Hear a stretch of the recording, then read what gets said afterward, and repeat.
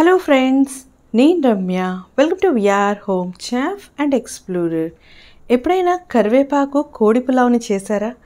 చాలా టేస్టీగా ఉంటుందండి. ఎప్పుడు చేయకపోతే కొత్తగా ఇలా ట్రై చేసి చూడండి. ఎప్పుడు తినే రెగ్యులర్ బిర్యానీస్ కన్నా ఇది చాలా డిఫరెంట్గా ఉంటుంది. టేస్ట్ కూడా చాలా బాగుంటుందండి. ముక్కలైతే మరి ఎన్ని తింటామో మనకే తెలియదండి. టేస్ట్ అంత బాగుంటుంది. చాలా సింపుల్గా కస్టమైజ్ చేసి ఈజీగా ఎలా చేసుకోవాలో కూడా చూపించానండి. కరివేపాకుని ఎక్కువగా మీ డైట్లో తీసుకోవడం వల్ల హెయిర్ గ్రోత్ బాగుంటుంది, ఐ విజన్ కూడా ఇంప్రూవ్ అవుతుందండి. సో ఫస్ట్ క్విక్గా స్టార్ట్ చేసేద్దాం. ముందుగా స్టవ్ పైన ప్యాన్ పెట్టుకొని ఒక స్పూన్ నూనె వేసుకొని 4 ఎండుమిరపకాయలు, ఒక పెద్ద ఎల్లుల్లిపాయని ఒలుచుకొని వేసుకోవాలి.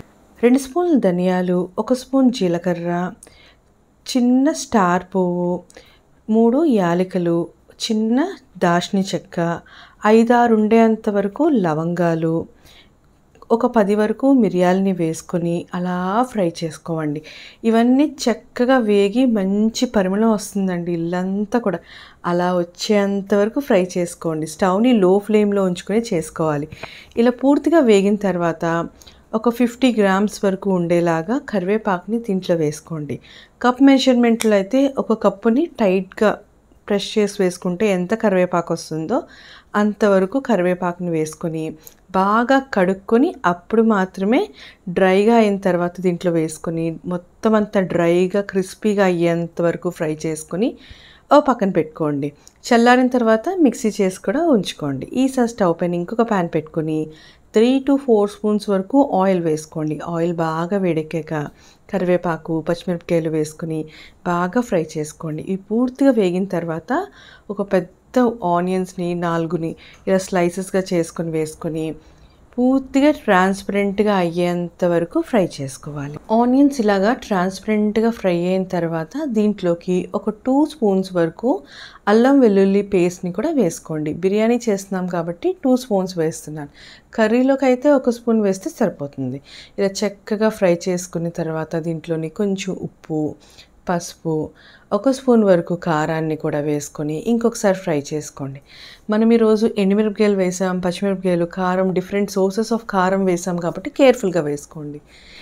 ఇలా డ్రైగా ఫ్రై అయిన తర్వాత 1 kg వరకు చికెన్ని దీంట్లో వేసుకోండి.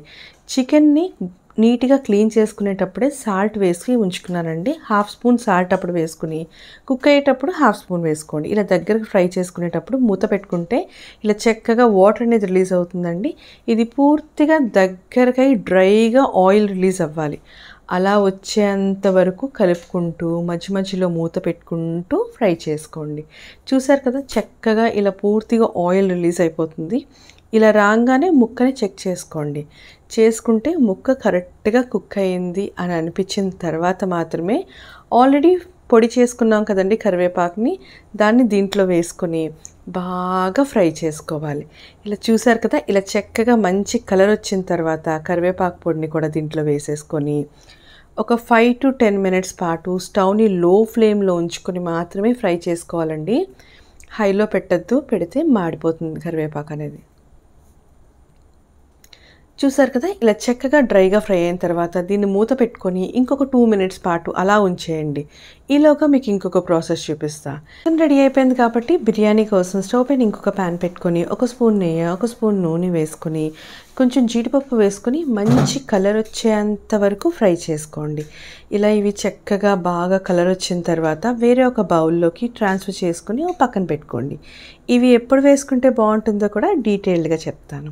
ఈ నెయ్యిలోని ఆయిల్లోని హోల్ గరం మసాలాని వేసుకుని ఫ్రై చేసుకోవాలి. నేను దానికోసం స్టార్ పువ్వుని, లవంగాలు, యాలకులు, చెక్క, స్టార్ పువ్వు, జాపత్రిని వేసుకొని బాగా ఫ్రై చేసుకోండి. ఇవన్నీ వేగుతున్నప్పుడే దీంట్లో కొంచెం షాహీ జీరాని కూడా వేసుకొని బాగా ఫ్రై చేసుకోండి. ఇవన్నీ చక్కగా వేగే అనిపించాక కొంచెం కరివేపాకుని, కొన్ని పచ్చిమిరపకాయలని కూడా వేసుకొని లైట్గా కలర్ చేంజ్ అయ్యేంత వరకు ఫ్రై చేసుకొని ఒక పెద్ద ఆనియన్ని చిన్న చిన్న స్లైసెస్గా కట్ చేసుకున్నానండి. దీన్ని కూడా వేసుకొని ట్రాన్స్పరెంట్గా అయ్యేంత వరకు ఫ్రై చేసుకోవాలి. దీంట్లోకి ఒక 3 వరకు బిర్యానీ ఆకుని వేసేసుకోండి. బిర్యానీ ఆకు చాలా హెల్దీ అండి. ఒకసారి దీన్ని హెల్త్ బెనిఫిట్స్ని కూడా గూగుల్ చేసేయండి. చూసారు కదా, మొత్తం అన్నీ ఇలా చక్కగా ఫ్రై అవుతున్నప్పుడే దీంట్లోకి 1 స్పూన్ వరకు అల్లం వెల్లుల్లి పేస్ట్ని కూడా వేసుకొని పచ్చివాసన పోయేంత వరకు ఫ్రై చేసుకోవాలి. స్టవ్ని లో ఫ్లేమ్లో ఉంచుకొని మాత్రమే చేసుకోండి, అప్పుడే టేస్ట్ అనేది బాగుంటుంది. చూసారు కదా, చక్కగా మొత్తం ఫ్రై అయిన తర్వాత ఇంకొంచెం కొత్తిమీరని కూడా దీంట్లో వేసేసుకుని, ఈరోజు నేను ఒక 2 గ్లాసెస్ ఆఫ్ రైస్, అంటే 2 కప్స్ అనుకోండి, రైస్ తీసుకున్నాను కాబట్టి 4 కప్స్ ఆఫ్ వాటర్ని వేసుకోవాలి. 1:2 రేషియోలోని వేస్తున్నాను, ఎందుకంటే కుక్కర్ అయితే కొంచెం తక్కువ వేసుకోవాలి. ఓపెన్ పాట్ కుకింగ్ కాబట్టి 1:2 వేసుకుంటే సరిపోతుంది. ఈసారి రుచికి సరిపడే అంత సాల్ట్, కొంచెం గరం మసాలాను కూడా యాడ్ చేసుకొని ఒక్కసారి మూత పెట్టేసుకోండి. బాగా మరుగు పట్టిన తర్వాత మాత్రమే దీంట్లోనికి రైస్ అనేది యాడ్ చేసుకుందాం. ఆల్రెడీ 2 కప్స్ ఆఫ్ రైస్ని నేను ఆల్రెడీ బాగా కడుక్కొని ఒక 1 అవర్ పాటు పక్కని నానబెట్టుకుని ఉంచుకున్నానండి. ఇలా రెడీ చేసుకున్న రైస్ని దీంట్లో వేసుకొని ఎక్కువ కలపకండి, జస్ట్ ఒకసారి అలా కలుపుకొని మూత పెట్టేసుకోండి. చూసారు కదా, ఆల్రెడీ 50% డన్. ఒక్కసారి కలుపుకొని ఇంకొక 1 or 2 మినిట్స్ మూత పెట్టుకున్నారంటే దగ్గరికి కుక్ అయిపోతుందండి. ఇలా దగ్గరికి అవి అక్కడక్కడ వాటర్ ఉన్నట్టుగా ఉంటుంది కదండి. ఈసారి జీడిపప్పుని, కొంచెం పుదీనా నచ్చితే వేసుకోండి, లేకపోయినా స్కిప్ చేసినా కూడా పర్వాలేదు. ఈసారి కొంచెం కొత్తిమీరని కూడా దీంట్లో వేసేసుకొని మొత్తం అంతా ప్యాన్ అంతా స్ప్రెడ్ అయ్యేలాగా వేసుకోండి. అప్పుడే సర్వ్ చేసినప్పుడు తినేటప్పుడు కూడా టేస్టీగా ఉంటుంది. ఫ్రై చేసి పెట్టుకున్న ఈ కరివేపాకు కోడి వేపుడిని కూడా దీనిపైన వేసేసుకొని దమ్ చేసుకుంటాం కదండి, ఇది రివర్స్ దమ్ అనుకోండి, అలా చేసుకునేలాగా ఈవెన్గా ప్యాన్ అంతా స్ప్రెడ్ అయ్యేలాగా అన్ని పక్కల వేసుకోండి. ఇలా పూర్తిగా ప్యాన్ అంతా వేసేసుకున్న తర్వాత 1 స్పూన్ నెయ్యిని స్ప్రింకిల్ చేసుకొని టైట్గా ఉండే మూతను పెట్టుకొని దానిపైన ఏదైనా బరువును పెట్టండి, అప్పుడే దీంట్లోంచి ఉన్న వేపరు బయటకు వెళ్ళిపోకుండా ఉంటుంది. ఇలా దీన్ని స్టవ్ని లో ఫ్లేమ్లో ఉంచుకొని 10 మినిట్స్ పాటు అలా వదిలేయండి.